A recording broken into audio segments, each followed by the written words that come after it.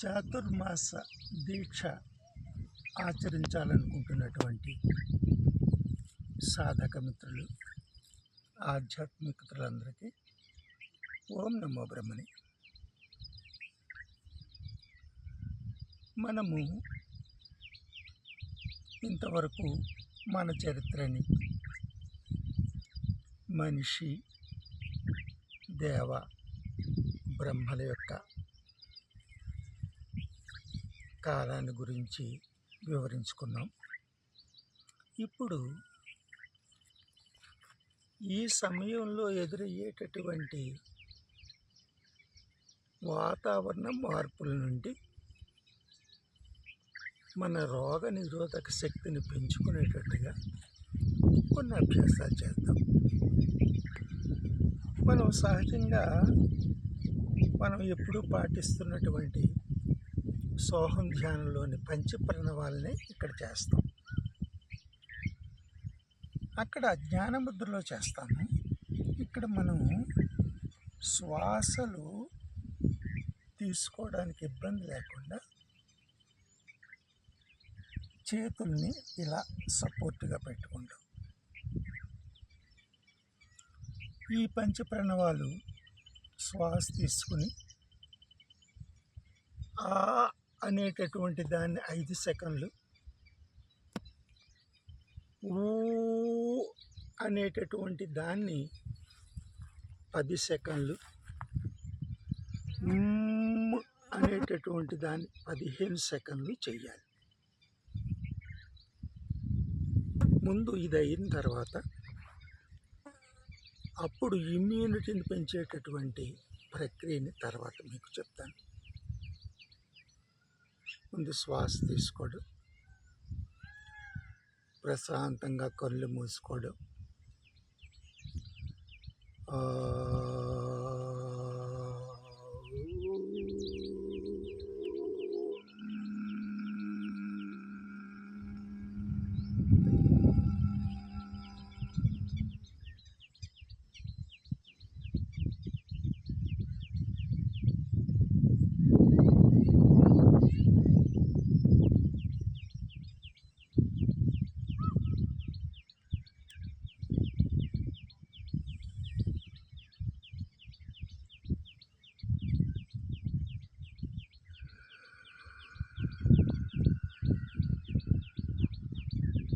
ఇది ఒక ప్రణవం అయింది.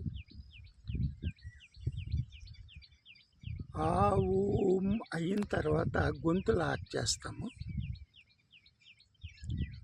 తర్వాత ఈ పొట్టని లోపలికి లాగుతాము. అదే సమయంలో త్రిబంధాలని పాటిస్తాం.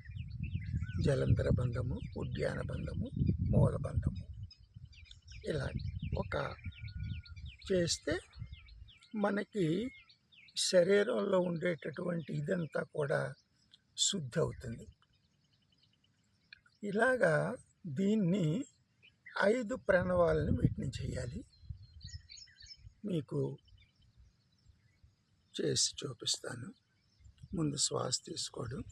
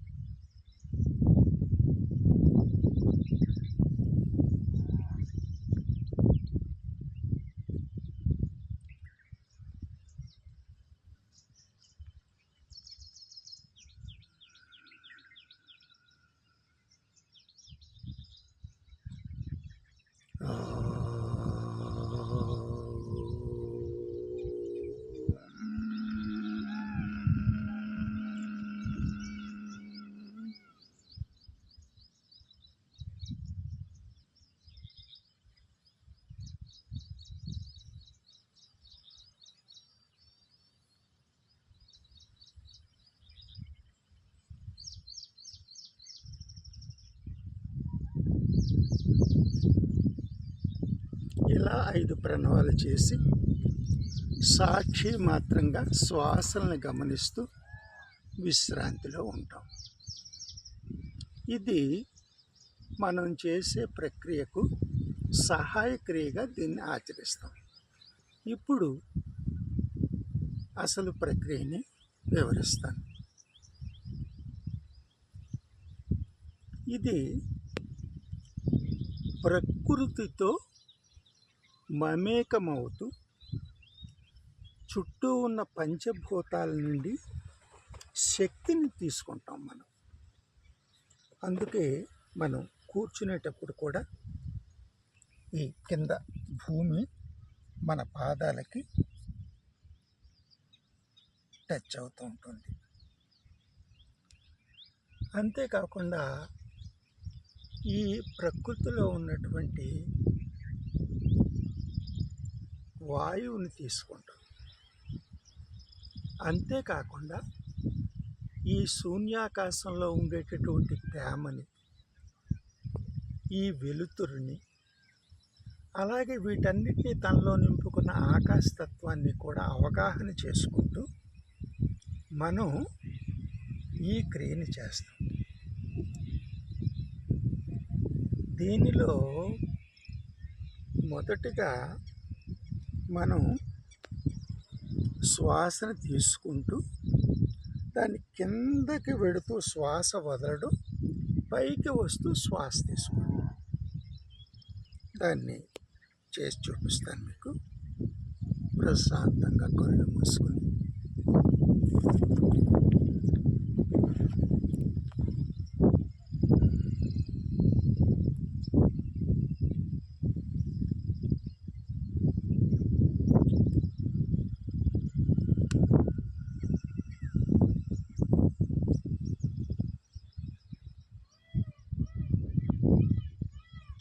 ఇది ఒక ఆవృత్తి. ఒక శ్వాస తీసుకున్న శ్వాసను వదలడం, మళ్ళీ శ్వాస తీసుకోవడం, మళ్ళీ శ్వాస వదులుతూ కిందకి వెళ్ళడం, శ్వాస తీసుకుంటూ పైకి రావడం.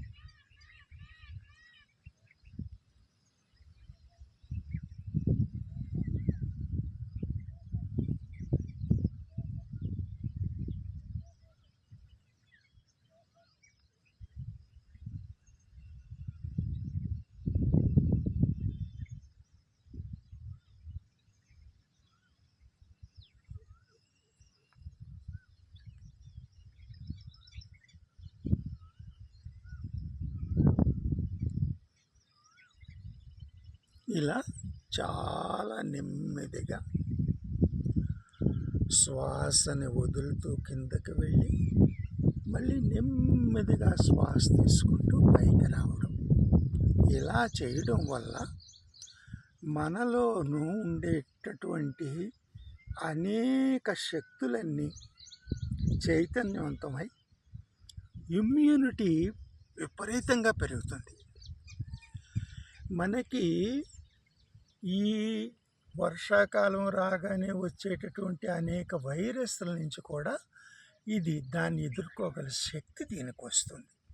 అలాగ దీన్ని చేసుకోవాలి, నెమ్మదిగా చేసుకోవాలి. అర్థమైంది కదా? మళ్ళీ ఒక్కసారి ఈ శ్వాస ఎలా తీసుకోవాలనేటటువంటి దాన్ని చేద్దాం.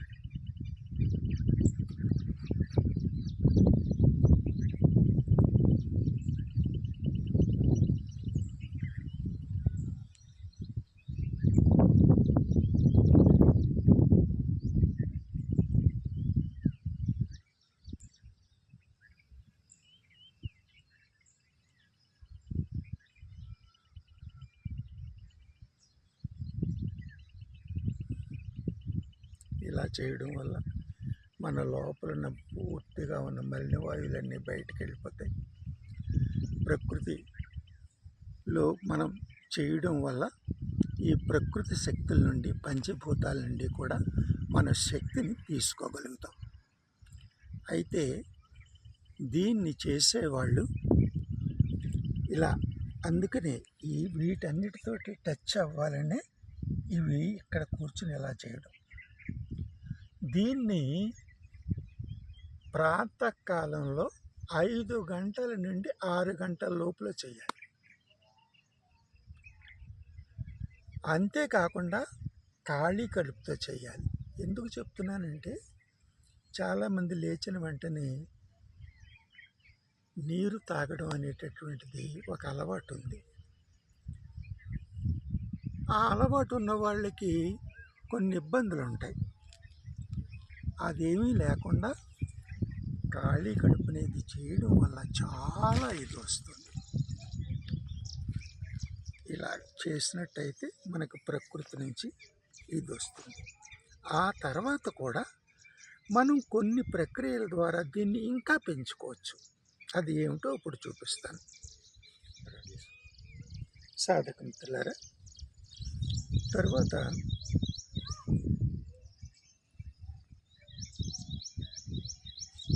ఇలా 5 సార్లు చేసి ఆ తర్వాత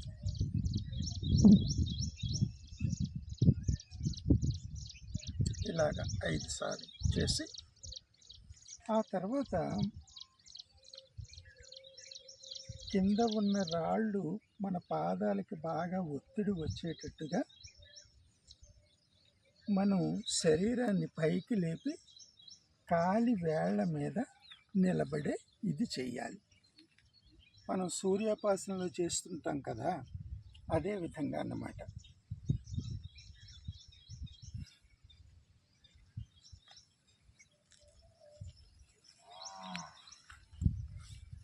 కాళ్ళను లేపేటప్పుడు కాలి వేళ్ల మీద శరీరం నిలబడ్డాన్ని గమనించాలి.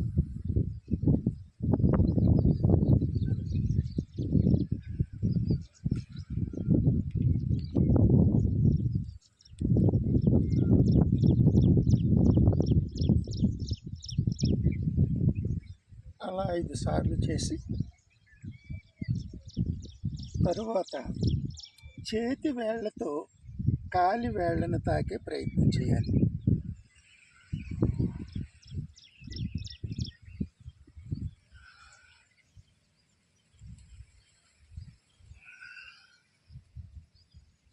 ఇలా 5 సార్లు చేసి తర్వాత